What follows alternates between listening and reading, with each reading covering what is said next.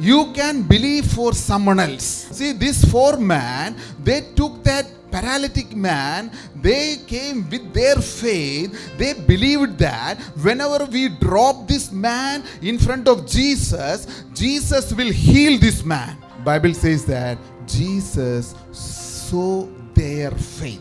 That means you can believe for someone else's breakthrough.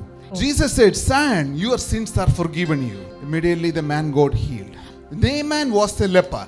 He was an army commander. That little girl, that slave girl, was serving Naaman's wife. She found out that this army commander is suffering and struggling with the sickness. See, there is a prophet in the land of Israel. He is able to heal your husband. See, this little girl became a channel for a blessing for Naaman's problem.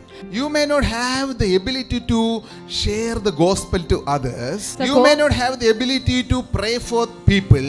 You may not have the education to share about Jesus. You can do something. You can tell them, see, there is a person. You can introduce that individual to another person. You can tell them, see, there is a church here. They will pray for you. See, there's a pastor here. He is able to visit your house and pray for you. See, we have a group of brothers and sisters are here. They are going to stand with you. They are going to raise you. They are going to agree with you. They are going to help you.